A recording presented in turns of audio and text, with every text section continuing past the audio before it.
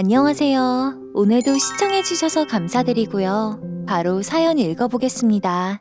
안녕하세요, 청취자 여러분. 엊그제만 해도 봄바람이 살랑살랑 불더니 오늘은 더위가 불쑥 느껴지네요. 저도 모르게 손부채를 불게 되는 봄입니다. 얼마 전 저와 비슷한 아픔을 겪고 지금은 잘 극복해 행복한 가정을 꾸리는 분의 이야기를 듣다 보니 나도 저런 때가 있었는데 하는 마음에 저의 이야기도 털어놓고 싶어졌습니다. 끝이 보이지 않는 터널 같던 시절, 속이 시끄러워 매일 밤 악몽을 꾸기도 부지기수였던 날들의 연속. 아프지 않은 곳이 없을 정도로 심각했던 시절이었죠. 형수님은 우리 집안에 대해서 아는 거 하나 없으면서 왜 끼어들어 회방을 놓고 그러세요? 형수님의 이간질 때문에 피해보는 사람이 얼마나 많은 줄 아세요? 자꾸 순진한 형 꿰어서 자꾸 저희 집안 들었다 놨다 하시는 거면 저 이대로 가만히 있지 않습니다. 네? 저의 이야기를 시작하기에 앞서 먼저 시댁이 어떤 집안이었는지를 소개해드려야 할 것 같습니다. 왜냐? 이야기의 주인공이 바로 시댁 식구들이거든요. 저희 아버님은 남편과 결혼하기 몇 년 전 불의의 사고로 세상을 뜨셨고 어머님 홀로 지방에 살고 있으셨어요. 저희 어머님은 아버님이 남겨놓은 어느 정도 규모의 땅을 소유하고 있는 유지였습니다. 먼 옛날 아버님의 아버님 때부터 토지를 소유하고 있었고 중간중간에 토지 개발이다 뭐다 국가적 정책 때문에 아름아름 부동산으로 돈을 모아 여유 있게 노년을 보내고 계시는 운이 좋은 케이스죠. 어머님은 그렇게 필요할 때마다 척척 돈이 만들어지는 삶을 살고 계셨어요. 평생 돈 때문에 골머리를 앓거나 힘든 노동을 하지 않으셨기에 여유 있으면서도 약간 세상 물정 모르는 그런 공주과 타입이라고 해야 할까요? 어머님은 장남인 저희 남편을 낳은 이후에 바로 둘째를 만들기 위해 애를 쓰셨습니다. 하지만 하늘도 무심하시지 10여 년 넘게 아이가 들어서지 않았더랬죠. 그 당시 젊은 두 분은 병원을 다니면서 난임을 극복하기 위해 노력하셨지만 장남이 중학교를 들어갈 때까지 가족 구성원은 3명에서 늘지 않았다 해요. 고통의 시간이 계속되던 어느 날 그래 이 정도면 노력 많이 했다고 생각하신 두 분은 장남 하나 누구보다 더 애지중지 키우며 살아가자고 다짐하셨습니다. 둘째 아이 갖기를 포기하셨던 거죠. 여보, 우리가 이만큼 노력했는데도 소식이 없는 거 보면 자식은 하나밖에 없는 거 같소. 우리 마음 접읍시다. 당신이 너무 힘들지 않소? 하지만 하늘이라는 게 참 사람 마음 반대로 되는 거 아니겠어요? 마음을 비워야지만 아이가 들어선다는 옛말 들어보신 적 있지요? 그렇게 마음을 놓고 살아가기로 한 지 얼마 뒤 덜컥 어머님은 자연 임신을 하게 되었고 남편이 15살 되던 해 늦둥이를 출산하셨습니다. 그것도 무려 남자 쌍둥이로 말이죠. 그렇게 애타게 기다려온 둘째가 한 번에 2명이나 생기셨으니 어머님 아버님은 얼마나 행복하셨을까요? 80년대인 당시 본인들의 소유로 된 아파트를 몇 채 갖고 계셨던 두 분은 금수저를 물고 태어난 쌍둥이에게 부족함 하나 없이 물고 빨고 얼마나 온갖 정성을 들여 키우셨을지 안 봐도 비디오 아니겠나요? 천성이 순하고 성실한 남편은 어머님 아버님이 그동안 얼마나 둘째를 바라왔는지를 오랫동안 지켜봤던 입장이었기에 두 동생을 누구보다 극진히 사랑했습니다. 본인이 두 동생들의 부모라도 된 듯이 어머님 아버님을 대신해서 키웠다고 해도 과언이 아닐 정도였다지요. 나이차가 무려 15살 이상 나는 사이니 동생이라기보단 아들에 가깝게 느껴졌다는 마음이 뭘지 이해가 어렴풋이 가기도 하고요. 저희 남편은 정말 속 한 번 썩이지 않은 착한 아들이었다고 어머님께서는 만날 때마다 이야기하셨어요. 제 입으로 말하면 팔불출이란 소리를 듣겠지만 학생 때부터 정말 100점짜리 장남 중에 장남이었다죠. 네 남편은 정말 착한 아들이었어. 두 아이가 쌍둥이라 키우기 힘들었는데 네 남편 덕분에 수월하게 키웠단다. 또 사춘기 때도 속 한 번 썩이지를 않고 공부도 알아서 잘하는 우동생이었지. 어머님은 저에게 입이 닳도록 남편 칭찬을 하셨었죠. 공부도 잘하고 성실하고 순박하고 사춘기 시절에 할 법한 일탈을 한 번도 저지르지 않았던 우리 남편. 그렇게 좋은 성적을 받고 서울의 유명한 대학에 입학을 하며 독립생활을 하게 되었습니다. 남편은 어머님 아버님의 충분한 지원 덕분에 학자금 대출을 받거나 아르바이트를 하며 대학 생활을 힘들게 이어가지도 않았죠.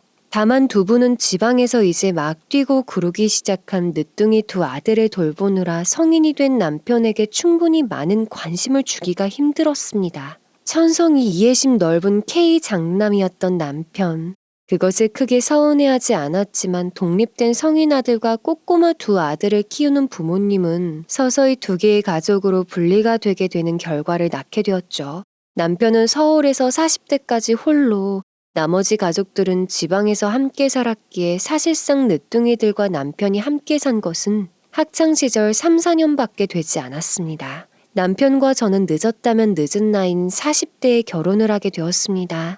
양가 어른들도 늘 마음의 돌처럼 느꼈던 나이 많은 아들, 딸들이 결혼하겠다고 이야기를 꺼내자마자 쌍수를 들고 환호하실 정도였으니 얼마나 수월하게 진행되었을지 짐작이 가시지요? 우리 큰아들이 드디어 결혼을 하겠다고? 며느리는 어련히 알아서 잘 골라왔겠냐. 얼굴 볼 것도 없다. 어서 날 잡아라. 시어머니는 믿음직한 남편이 어련히 알아서 좋은 배필을 데려왔겠냐 하시며 기쁜 마음을 감추질 않으셨어요. 저는 당시에 외동인 줄 알았던 남편에게 나이 차이가 꽤 많이 나는 쌍둥이 남동생들이 있다는 얘기를 전해 들었고 그들은 이미 결혼을 해서 가정을 꾸리고 있다는 상황 또한 알게 되었습니다. 저는 조금 당황했지만 저 역시 저보다 나이가 어린 동생이 이미 기혼자였기 때문에 그건 아무런 문제가 되지 않는다고 생각했죠. 우리가 늦게 결혼을 하는 거지 그들이 터무니없이 빨리 결혼한 것은 아니니까요. 하지만 그때 늦둥이 남동생들의 성향이 남편과 비슷할 거라고 오해한 저. 추후 당최 이해가지 않는 상황들을 직면했을 때 적지 않은 충격을 받았습니다. 이야, 형수님 처음 뵙겠습니다. 아니 뭐야, 실물이 사진보다 훨씬 나으신데요. 엄마가 사진을 이상한 걸 보여줘서 놀랐는데 이제야 우리 형이 왜 형수님 골랐는지 알 것 같습니다. 야, 너는 무슨 말을 그렇게 싸가지 없게 하냐? 형수님 사진 딱 봤을 때 나이에 비해 어려 보이더만. 이해해요, 형수님. 얘가 원래 좀 개념이 없어요. 아무튼 결혼 축하드려요. 저희는 양가의 사정으로 상견례는 당사자와 부모님들만 모시고 작은 규모로 했습니다. 그래서 두 남동생 내외를 만난 것은 결혼식장에서였는데 신부 대기실에 들어온 그들의 스타일을 보니 저는 남편의 동생들이 진짜 맞나 싶을 정도로 놀랐지 뭐예요. 남편의 남동생들은 껄렁껄렁한 자세로 신부 대기실에 와서 저를 보며 외모평가 아닌 외모평가로 첫인사를 시작했습니다. 중대사를 진행하는 결혼식장에서 비속어를 마구 써가며 자기들끼리 낄낄대는 모습에 드레스를 입은 저는 물론 주변에서 함께 인사를 나누고 있던 지인분들까지 분위기가 갑자기 싸해지고 말았죠. 저는 어색하게 웃으며 인사했지만 그들의 첫인상이 너무도 좋지 않아서 마음의 바윗덩어리가 쿵 하고 떨어지는 느낌이었습니다. 더군다나 그들이 박수를 치며 낄낄거릴 때 손목 사이로 드러나는 거대한 문신, 작은 이니셜이나 그림이 아닌 여러 가지 색깔이 섞인 큰 문신이 드러났습니다. 물론 요즘이야 문신이 자유고 개성이라 하지만 저는 그렇게 손목 아래까지 휘황찬란한 그림을 그린 사람과 상대해 본 적이 없었기 때문에 그 낯설음을 받아들이기 힘들었습니다. 첫인상은 그 사람의 이력서라는 말이 있습니다. 저는 그 말을 결혼 이후부터 실감했습니다. 15살 차이가 나는 남동생들은 생각보다 더욱 아무렇게나 살아온 사람들이었습니다. 첫째 서방님은 25살이라는 어린 나이에 사고를 쳐서 가정을 꾸렸고 막내 서방님은 어른이 되기 전에 이혼을 해서 현재는 돌싱, 게다가 한참 어린 여자친구를 수시로 바꾸는 사람이었습니다. 이번에 소개로 만난 여자는 모델이었다는데 너무 꽉 말라서 매력이 없어. 난 좀 더 통통한 여자가 더 매력이 있던데. 아무래도 얼마 못 갈 것 같아. 그래도 여자는 심성이 착해야지. 이번에는 좋은 여자 만나서 너도 착실하게 살아야지. 더군다나 여성들의 외모까지 따져가며 가족들 앞에서 아무렇지도 않게 평가를 내리곤 했는데 듣고 있던 제가 얼마나 무안했는지 기분이 썩 좋지는 않았습니다. 옆에 있던 남편도 당황했는지 사람은 외모보다 심성만 착하면 된다며 충고를 했지만 듣는 둥 마는 둥 했습니다. 남편은 동생들이 유치원 다닐 때부터 이미 타지 생활을 해왔기 때문에 그들의 이야기를 멀리서 들을 수밖에 없었죠. 그래서 첫째 서방님이 고등학교 때 싸움질에 휘말려 큰 돈을 썼다는 얘기도 막내 서방님의 이혼 사유가 가정 불화라는 얘기도 다 건너 들었을 뿐입니다. 호적상으로는 분명히 가족이지만 실제로는 가족이 아닌 관계처럼 보였던 세 사람이었습니다. 저는 어차피 다른 지역에 각자 살기 때문에 우리와 서방님들은 아무런 연관이 없으리라 생각했습니다. 우리는 서울에서 그들은 지방에서 차로 3시간 걸리는 거리를 떨어져 사는데 남과 다를 바 없지 않냐고 막연하게 스스로를 위안시켰던 것이죠. 하지만 생각보다 너무 일찍부터 서방님들과 우리의 갈등은 시작이 되었습니다. 첫 번째 사건은 바로 신혼집을 마련할 때의 일입니다. 저도 그동안 사회생활을 10년 이상 해왔기 때문에 결혼 자금은 부족하지 않게 준비되어 있었습니다. 남편 역시 마찬가지였죠. 하지만 서울의 집값은 하루가 멀다 않고 천정부지로 올랐기 때문에 저희가 매매하고자 하는 아파트의 자금이 조금 부족한 상황이었습니다. 대출을 제외하고 한 3억 정도가 필요한 상황이었죠.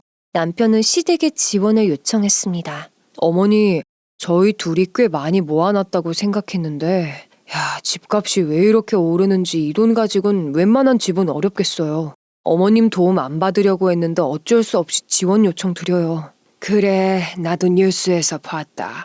걱정하지 말고 마음에 드는 집으로 골라봐. 어머님은 지방의 유지였기 때문에 그 정도의 자금은 충분하리라 생각했습니다. 역시나 큰아들이 드디어 장가를 간다는데 안 해줄 리가 있냐며 걱정하지 말고 매매를 진행하라고 하셨습니다. 저희는 마포구 근처에 42평형 아파트에 입주할 계획이었고 그에 따른 혼수를 차근차근 준비해 나갔죠. 그러던 어느 날 함께 가구를 둘러보는 와중에 남편의 전화벨이 울렸습니다. 어머님의 전화였습니다. 한참을 진지한 표정으로 통화를 하던 남편. 몇 분 동안 네만 반복하더니 본인이 다시 알아보겠다며 어두운 표정으로 전화를 끊더군요.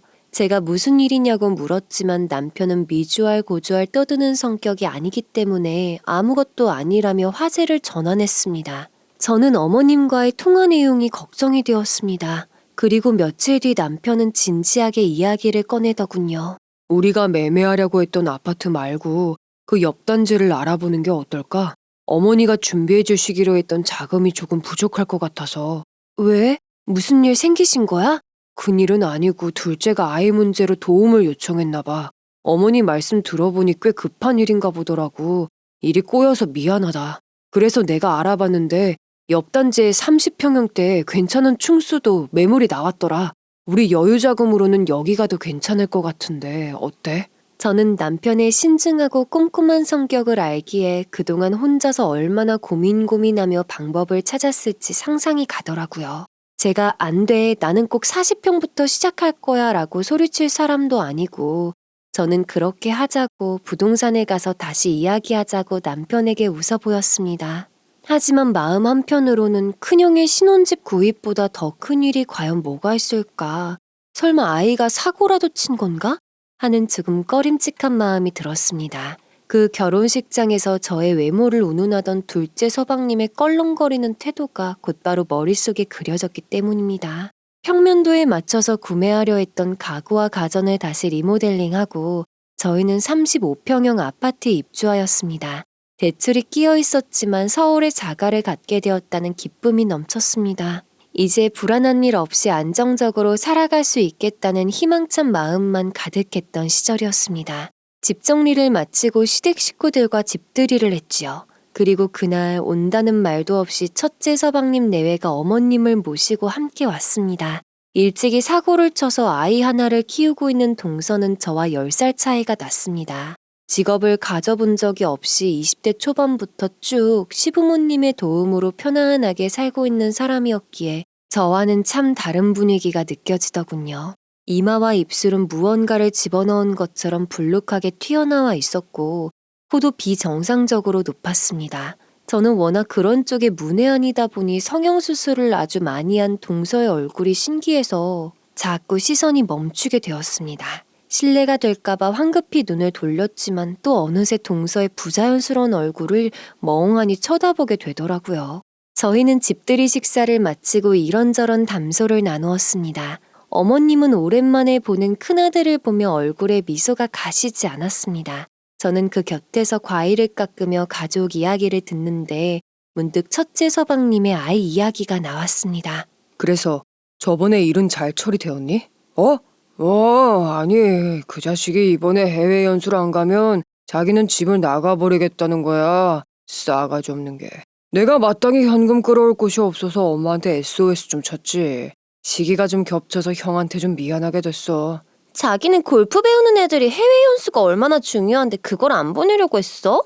애초에 돈 많이 드는 스포츠인 거 모르고 시킨 것도 아니면서. 애들 시즌 되면 해외 나간다는 거 알고 미리미리 준비했었어야지. 우리 애만 못 갈 뻔했잖아. 안 그래요, 형님?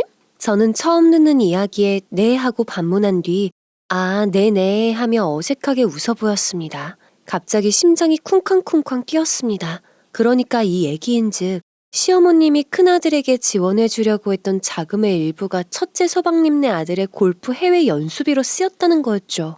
어머님은 뜬금없이 나온 자금 용도에 제 눈치를 살피셨습니다. 그리곤 너는 미리미리 돈 모아서 네 아들 가르쳐. 엄마한테 그만 손 벌리고 라며 첫째 서방님을 가볍게 타박하셨습니다.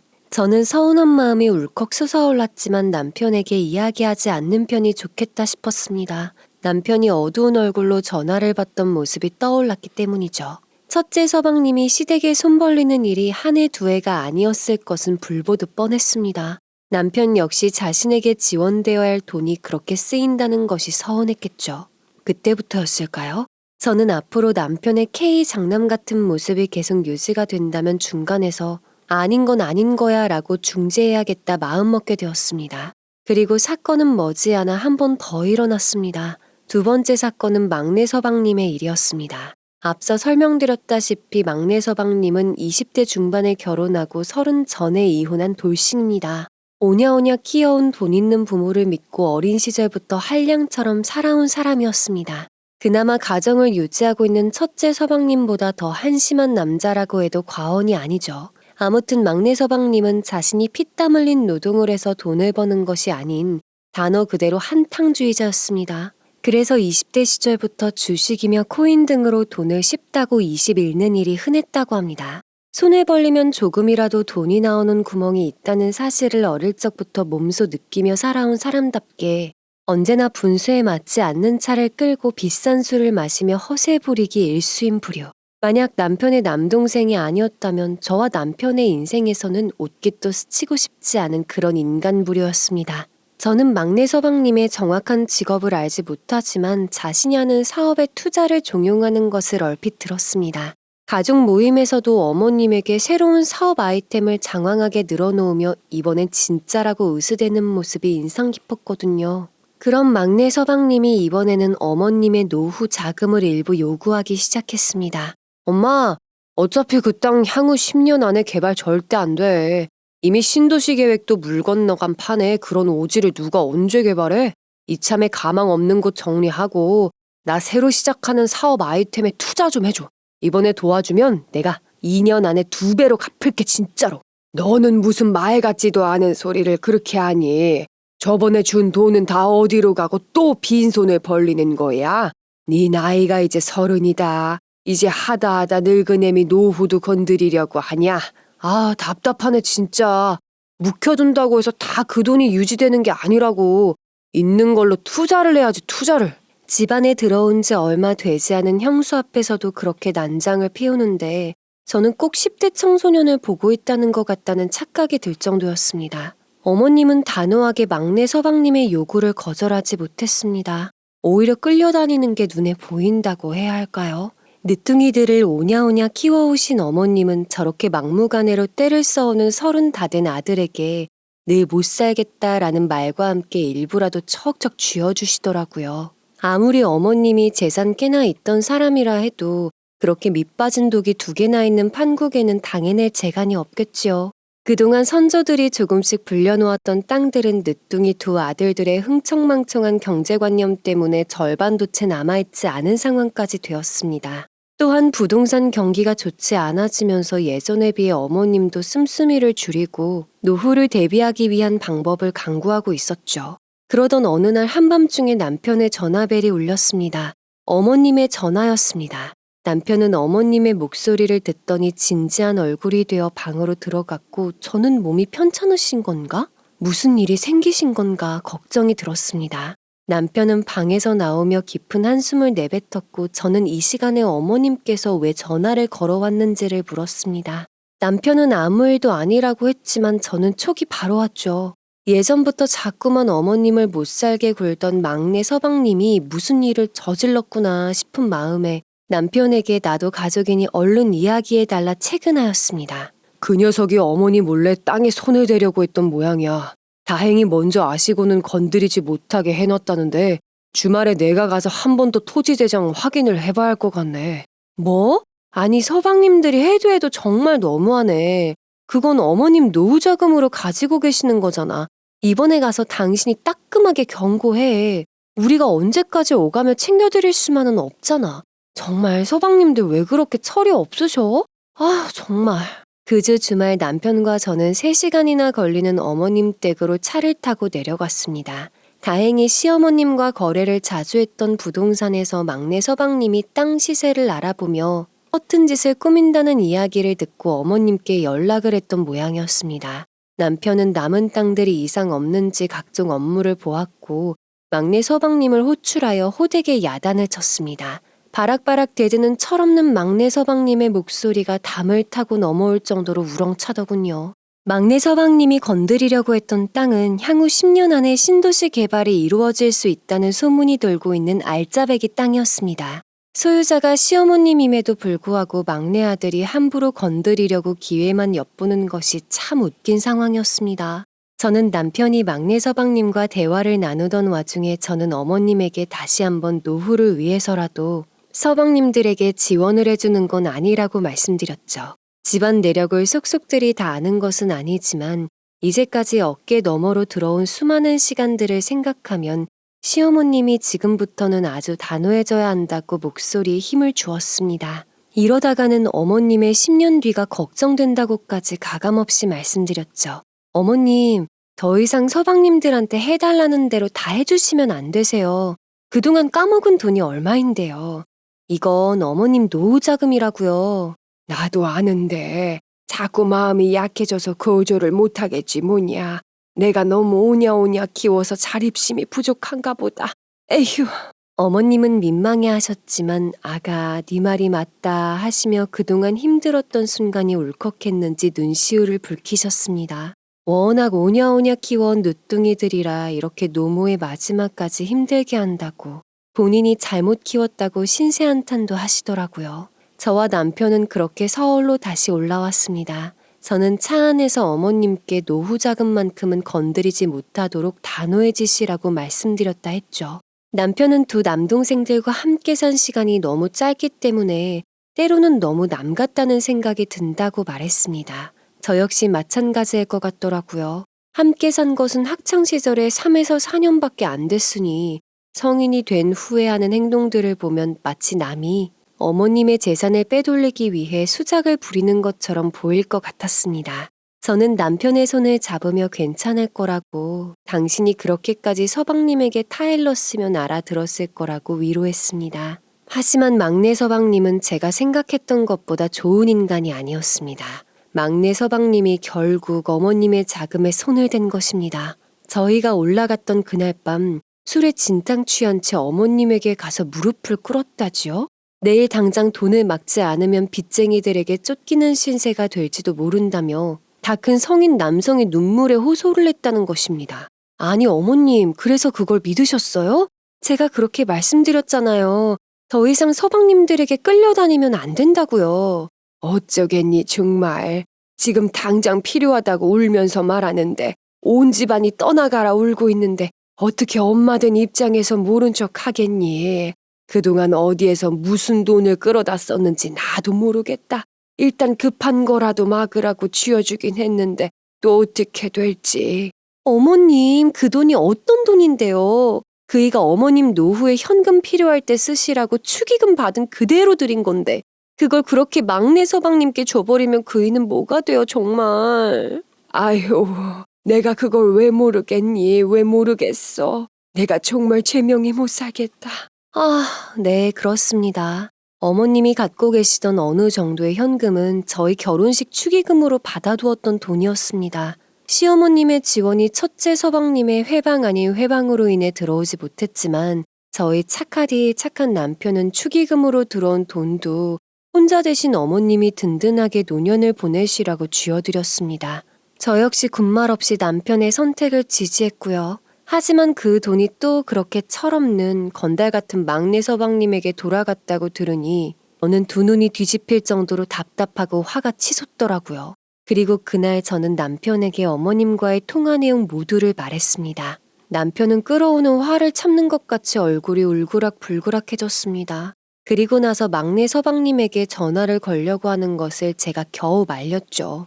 그렇게 전화로 화내봤자 들을 인간도 아니고 고성만 오고 갈 것이라고 일단 기다려보라고 말입니다. 어머님의 돈이 제 돈이냐고요? 물론 아니죠. 하지만 혼자가 된 늙은 시어머님께서 가지고 계시는 주머니가 가벼워지면 가벼워질수록 타지에서 생활하고 있는 남편에게 의지할 것이 뻔할 뻔치 아니겠어요.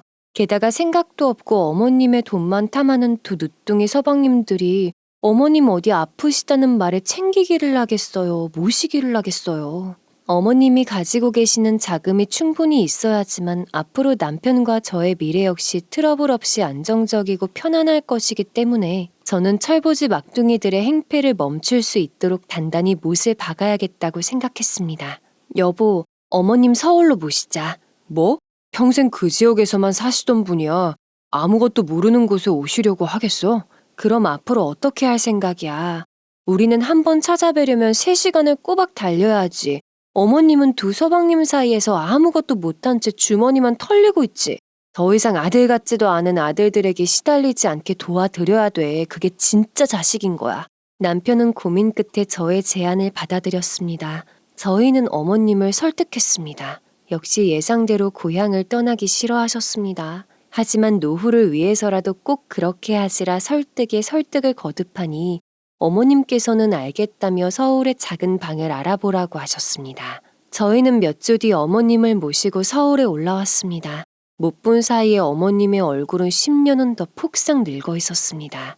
그 사이에 막내 서방님이 한 번 더 찾아와서 또 도와달라는 행패를 부렸다고 합니다.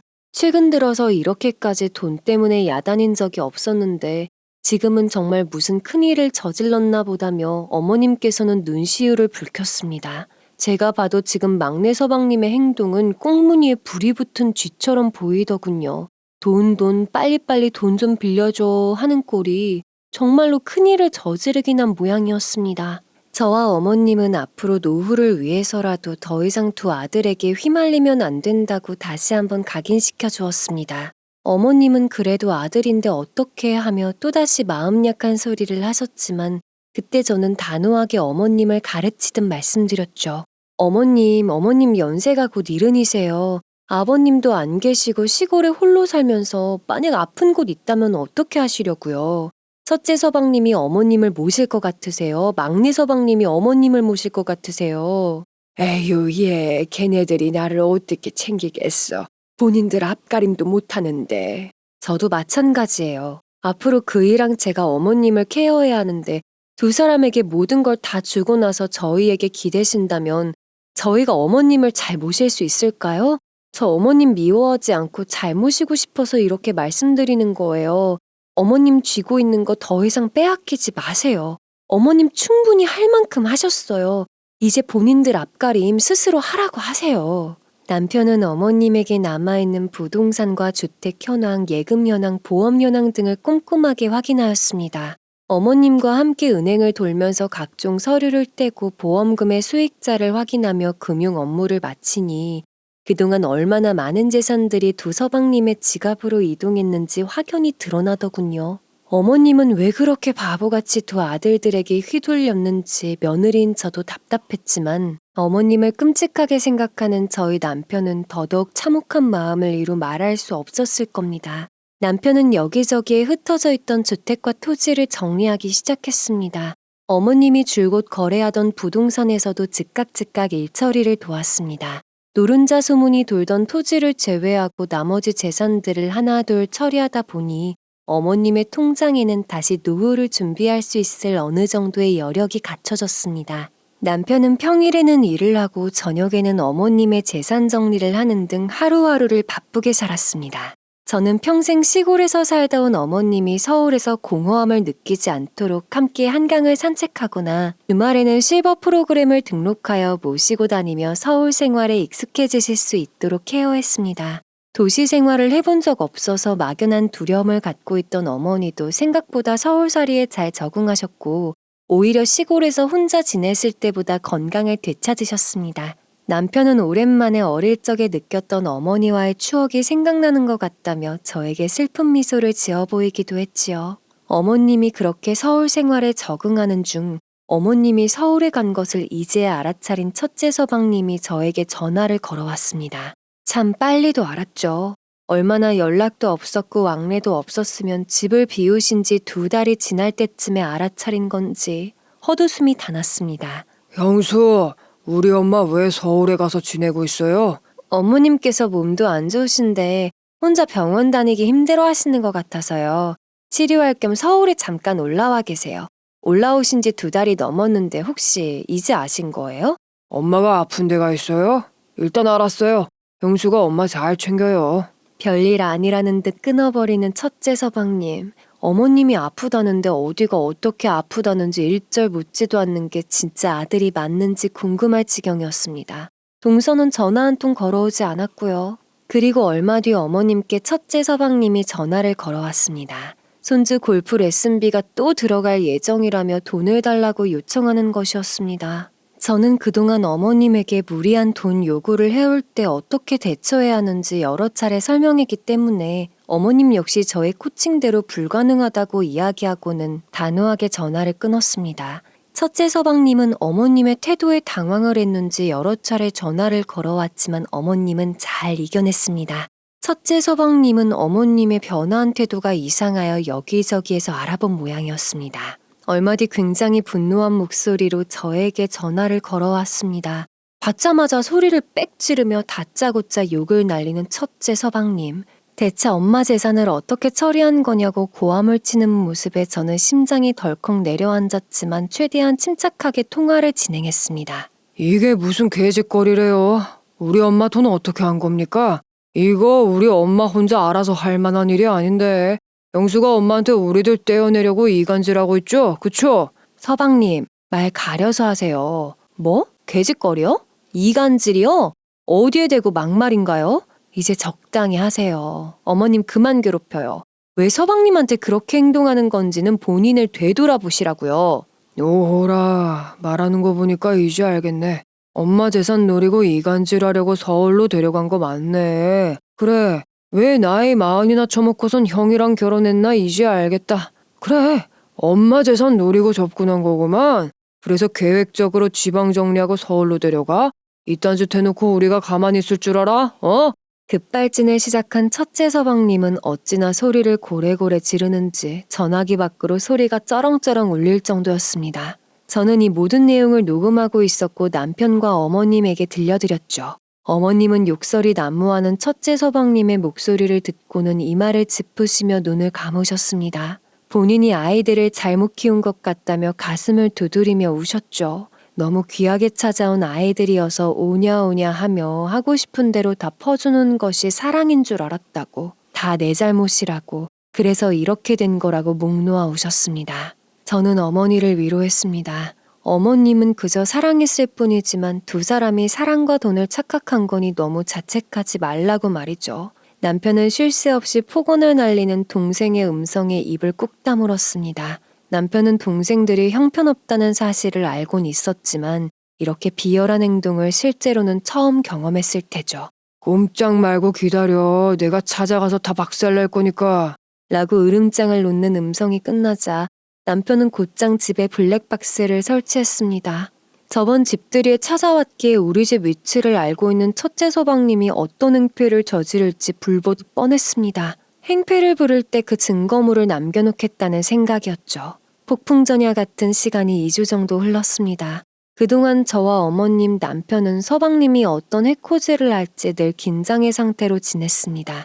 어머님을 우리 집으로 모시고와 함께 지냈고 집 밖을 나갈 때에는 먼저 인터폰으로 문 밖을 확인한 다음 외출하였습니다. 혹시나 모를 상황 때문에 동네 파출소에 연락을 해 위협을 받고 있다고, 혹시라도 무슨 일이 생기면 곧바로 연락할 테니 꼭 빠르게 찾아와 달라고 상황을 고지해 놓았습니다. 그리고 사건은 금요일 밤에 일어났습니다. 저녁 식사를 마치고 잠깐 쉬고 있는 사이에 누군가가 벨을 눌렀습니다. 화면 밖으로 보이는 사람은 험상궂은 표정을 하고 있는 두 서방님이었습니다. 남편은 설치해놓은 블랙박스가 잘 작동되고 있는지 체크한 뒤 저와 어머님을 안방에 가 있으라고 해놓고는 문을 열었습니다. 저는 혹시나 하는 상황에 대비하여 경찰서에 미리 연락을 취해놓았죠. 혹시나 하는 상황이 생길 수 있으니 문자를 보내면 바로 출동해달라고 말이죠.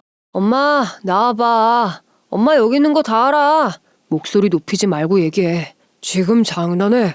목 같은 상황은 형이랑 형수가 다 만들어 놓고 우리 보고 목소리 높이지 말라고? 그걸 말이라고 하는 거야 지금? 서방님들은 집에 들어서자마자 고래고래 소리를 지르며 어머님을 찾았습니다. 어머님은 화를 참으려는 듯 눈을 감은 채 안방 침대에 걸터 앉으셨고 저는 문 밖에서 나는 소리에 귀를 기울였습니다. 남편은 최대한 침착함을 유지하며 대화를 이어나가기 시작했습니다. 두 서방님들은 저와 남편이 어머님의 재산을 모두 독차지하기 위해 어머님의 재산을 정리한 뒤 서울로 몰래 데려왔다고 생각했습니다. 그리고 자신들에게 돈 한 푼 넘기지 않으려고 악마 같은 형수가 계략을 쓰고 있다고, 부모 자식 간의 사이에 이간질을 놓고 갈라놓으려고 한다며 저를 맹비난하더군요. 저는 그들이 하는 말을 들으며 손발이 덜덜 떨리는 것을 느꼈지만 어금니를 꽉 깨물고 참았습니다. 제가 튀어나가서 같이 목소리를 높인다면 진흙탕 싸움밖에 더 되지 않을 것 같았기 때문입니다. 그러나 듣고 있던 남편이 더 이상 참지 못하겠다 생각했는지 버럭 소리를 질렀습니다. 이 자식들이 나이를 30이나 먹고도 아직도 똥인지 된장인지 구분을 못하네. 너네는 엄마가 그냥 물주인 거냐? 너네가 엄마를 제대로 모셨으면 이런 사단이 났을 것 같아? 그동안 엄마 재산 너네가 얼마나 어떻게 썼는지 내가 모를 것 같냐고. 형이야말로 정의로운 척 가식 떨지 마. 지금 엄마 남은 돈 독식하려고 우리 걸고 넘어지는 거 모를 것 같아? 자식이 부모한테 도움받는 게 뭐가 문제야? 있는 돈 나눠서 같이 좀 살자는데 자식한테 그 정도도 안 하는 부모가 어딨어?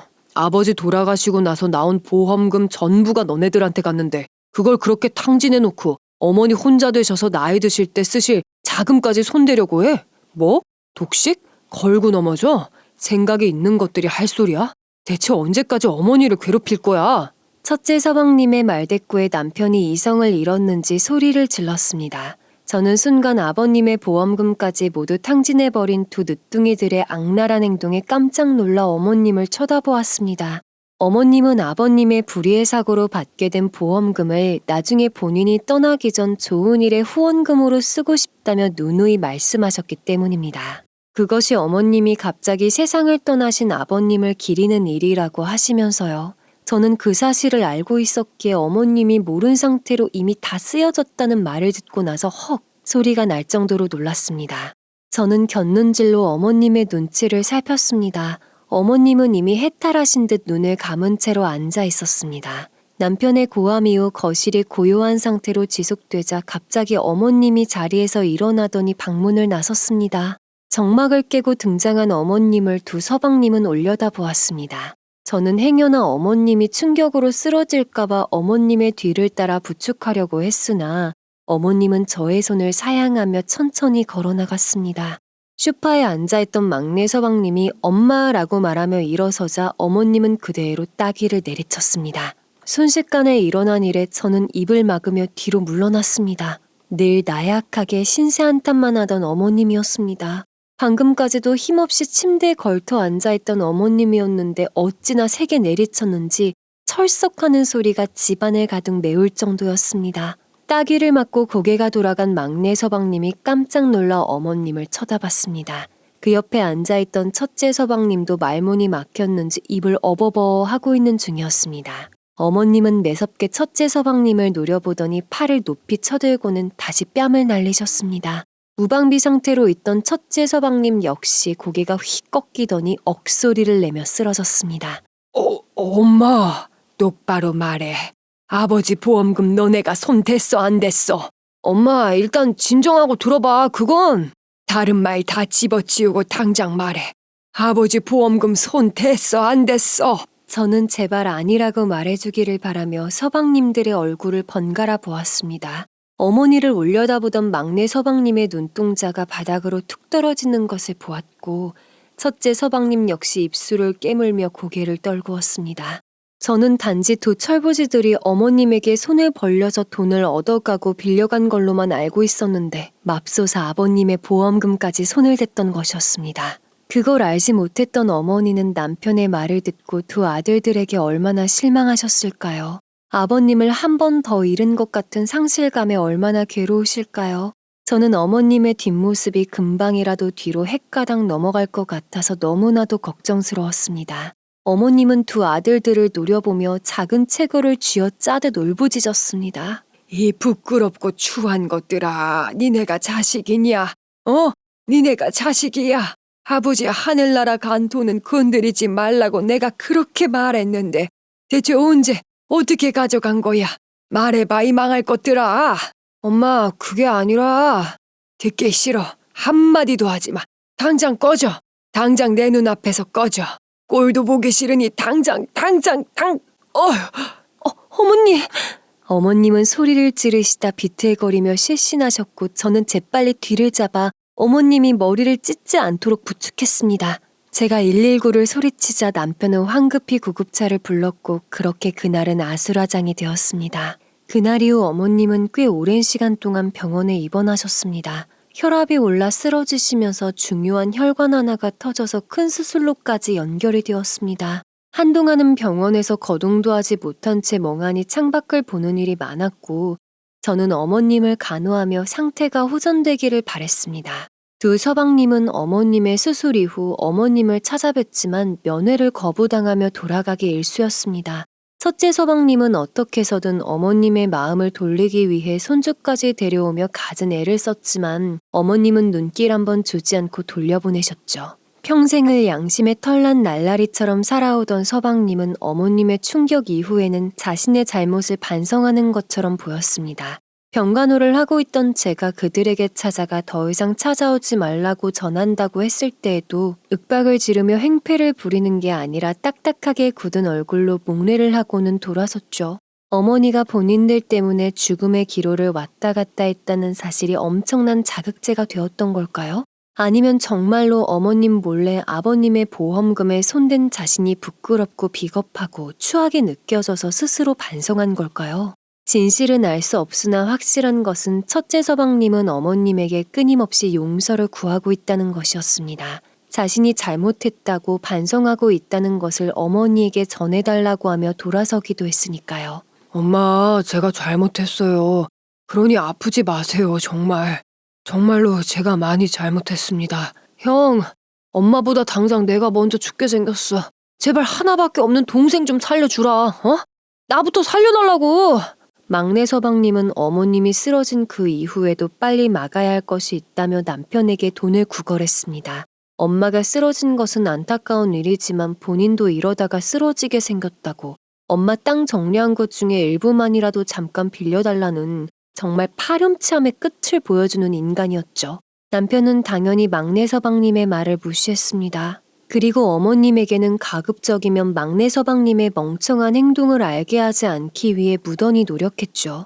우리는 어머님께 막내 서방님도 많이 반성하고 있다고 용서해달라고 여러 번 찾아왔다는 선의의 거짓말을 했습니다. 어머님의 입은 굳게 다물어졌지만 그래도 막내 서방님을 아예 마음속에서 지우진 않으셨겠죠. 어머님은 꼬박 6달 동안 병원에서 치료를 받고 재활훈련을 한 뒤 퇴원하셨습니다. 그동안 저는 간병인으로서 어머님의 재활 코치로서 최선을 다해 간호했죠. 남편은 각종 보험 처리는 물론 재산 관련 행정 업무를 처리하느라 매우 바쁜 시간들을 보냈습니다. 어머님은 왼손을 조금 불편해하시는 것 말고는 비교적 건강한 모습으로 퇴원할 수 있었습니다.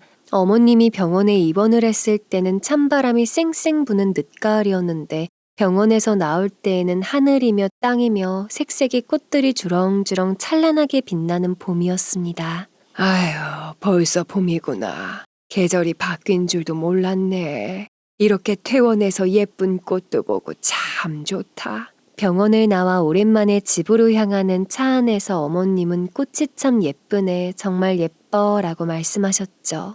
오랜만에 기분 좋게 말씀하시는 어머님의 목소리에 저도 예, 태어나신 어머님처럼 진짜 꽃이 예쁘네요 대답했습니다. 두 서방님들은 여전히 어머님의 연락을 기다리고 있습니다. 한 번도 어머님을 위해서 무언가를 해본 적 없는 30대 중반의 철부지들이 드디어 효도라는 것을 흉내내는 걸까요? 특히나 첫째 서방님은 저에게 전화를 걸어서 혹시 어머님이 요즘 먹고 싶어 하는 것은 없는지 건강 상태는 어떤지 묻습니다.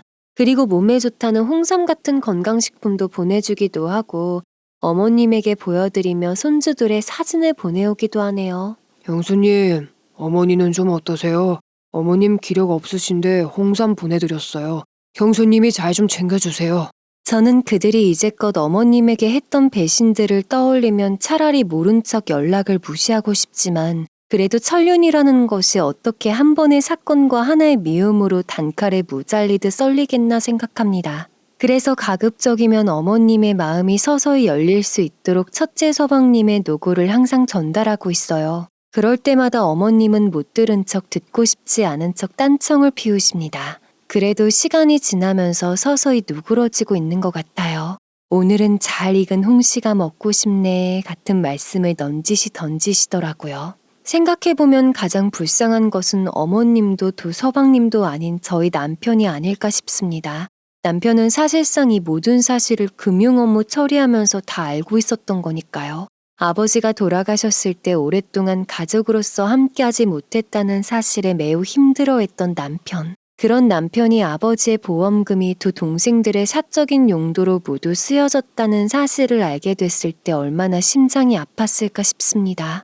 그래도 형이기에 남보다 더 남 같은 동생들이지만 그래도 핏줄로는 형이니까 최대한 참고 참으며 이해해보려고 노력했을 남편. 결국에는 터질 시한폭탄이었지만 혼자서 그것을 품에 안고 어머님이 언젠간 아시게 될 텐데 이 일을 어떻게 이야기해야 할까 고민했을 남편을 생각하니 너무너무 안쓰러웠습니다. 남편이 15살이었던 그 시절에 두 늦둥이들이 태어났고 그 이후부터 남편에게 어머님의 사랑은 아주 먼 것처럼 느껴졌을 거예요. 그리고 20살 이후부터 40 넘어서까지 본인은 가족의 울타리에서 아주 멀리 떨어져서 살고 있는 외딴섬 같은 생각에 슬픔도 많았을 것입니다. 하지만 슬프고 힘들고 안타까운 이번 갈등 속에서 그나마 되찾은 것은 아마 어머님과 남편의 가족애가 아닐까 싶습니다. 남편은 요즘 퇴근 이후 왼손이 불편한 어머님의 재활 훈련을 돕는 것에 최선을 다하고 있습니다. 어머니가 어제보다 더 좋아지신 것 같아요. 곧 있으면 왼손으로 글씨도 쓸 수 있겠는데요. 너가 왼손잡이잖아. 어머니 저 왼손잡이인 거 아세요? 왜 몰라? 내 아들인데. 40이 넘은 남편, 어머님의 이 말 한마디에 눈물이 주르륵 흘러내리더라고요. 저는 옆에서 두 사람을 보다가 남편의 눈물이 볼을 타고 흐르는 것을 보고 함께 눈물이 났습니다. 가여운 남편, 불쌍한 남편 하는 생각이 들더라고요. 사실 남편은 가족이 그리웠고 어머니가 그리웠던 거였죠. 아마 남편의 가족에는 15살 이후부터 서서히 희미해졌는지 모릅니다. 그렇게 잊고 있던 시어머니와 남편의 가족에 옆에서 참관하고 있는 저마저도 가끔씩은 가슴이 울컥울컥하게 되더라고요. 저희 남편이 원하는 것은 어머님의 통장도 몇 년 뒤에 비싸게 팔 가능성 있는 노른자 땅도 아닙니다. 그저 늦둥이 두 녀석이 나타나기 전 오롯이 홀로 받았던 부모님의 사랑, 어머니와 아버지가 나눠줬던 가득 차다 못해 넘치도록 퍼부었던 그 사랑이었습니다. 어머니, 전 어머니와 이렇게 살고 있는 지금이 너무 행복해요. 퇴근하면서 어머니 좋아하는 아이스크림을 사들고 오는 것도 행복하고 어머니가 내 아이들에게 아낌없는 사랑을 주시는 것도 행복하고 어머니 건강하게 오래오래 사셔야 해요. 그렇게 좋아? 별게 다 행복하다고 하는구나. 미안하다. 네 동생들 때문에 너를 너무 외롭게 했나 봐. 요즘 남편과 어머님은 그 어느 때보다 더 애틋하고 편안한 시간을 보내고 있는 듯 보입니다. 저 또한 그런 모습을 보면서 남편의 상처가 어머님의 사랑으로 치유되고 있는 듯 보여 마음이 푸근해지고 참 보기가 좋답니다. 어때요? 너무나도 길었던 이야기지요? 저도 이렇게 한자 한자를 그 시절을 떠올리며 쓰다 보니 참 주책맞게도 저 역시 어느새 눈물이 가득 고여 있습니다. 두 서방님 때문에 상처받았던 일, 돈 때문에 위협적이었던 날들이 제 결혼 생활 내내 지속될 줄 알았어요. 내가 이러려고 늦은 나이에 남편과 결혼을 한 건가 후회를 정말 많이 했지요. 왜 내가 내 잘못이 아닌 일 때문에 고통받아야 하는지, 왜 이런 건달 같은 사람들 때문에 내가 욕을 먹고 골머리를 앓아야 하는지 이해가 안 됐거든요. 하지만 사람 일이라는 게 내 뜻대로 모두 다 되진 않겠지요. 풍파 없는 바다가 없고 비행운이 한 번도 그어지지 않는 하늘이 없는 것처럼 저 역시 이런 일 저런 일 겪으며 살아가는 평범한 사람이라는 것을 40 넘어서 일어난 사건을 통해 깨달았습니다. 그렇게 힘들었던 시간이 지나고 어렴풋이 기억나는 과거가 되니 이렇게 사연을 남기면서 참 드라마 한 편을 찍었었구나 하고 여유 있는 헛웃음을 짓게 되더라고요. 시간이 해결해준다. 어차피 고통은 현재의 것일 뿐 과거가 되었을 때 통증이 느껴지지 않는다는 말이 맞는구나 싶습니다. 저는 이 사연을 마감하면서 실버 클래스에 가서 치매 예방 종이접기를 배우고는 어머님을 모시러 가려고 해요. 오늘은 어머님이 드시고 싶다는 요리를 만들기 위해 장도 봐오려고요. 제가 어머님을 모시고 돌아다니다 보면 주변 사람들은 어떻게 시어머니랑 딸같이 지낼 수 있는지 궁금해하더라고요. 아니, 대부분 친정엄마와 딸인 줄 알더라고요. 이야, 모녀지간 맞죠? 어쩌면 어머니 닮아서 따님이 미인이시네. 정말이요? 저 딸 아닌데요. 며느리인데요. 뭐야? 그런데 어쩜 그렇게 사이가 좋아요? 또 두 분이 얼굴도 너무 닮았어요. 그럴 때마다 저는 제가 너무 예뻐서 어머님이 저를 예뻐하실 수밖에 없으신 거지요 라며 실없는 농담을 던지곤 한답니다. 실제로 저는 앞서 말했던 저런 일들을 함께 겪어왔기 때문에 가능한 거라 생각해요. 두 철부지 서방님 때문에 고부 갈등은커녕 비온 뒤 단단해진 땅처럼 저희 사이가 굳어졌거든요. 지금은 시어머니라기보다는 친엄마처럼 어머님도 저를 딸처럼 믿고 의지하고 예뻐해 주신답니다. 그래서 제가 이야기를 끝맺으면서 하고 싶은 말은 그거예요. 지금 눈앞에 있는 고통 때문에 포기하지도 말고 이 고통이 지속되리라는 바보 같은 생각은 하지 말자 말이죠. 모두들 힘든 일을 겪으면 끝이 안 난다고 느끼지만 사실 지나고 보면 어떻게 해서든 매듭이 지어져 있잖아요. 저처럼 단단한 매듭일 수도 있고 아니면 헐렁헐렁하게 메어진 매듭일 수도 있지만 어찌되었든 사건은 끝나있기 마련이니까요. 오늘 저의 사연을 들어주신 수많은 분들에게도 힘든 일이 하루빨리 끝나서 행복하게 웃음 지을 수 있는 날이 오기를 바랄게요. 우리 모두 앞으로는 걱정 없이 행복하게 살기를 기도합니다. 그럼 이만 사연을 마칠게요. 모두들 들어주셔서 감사합니다.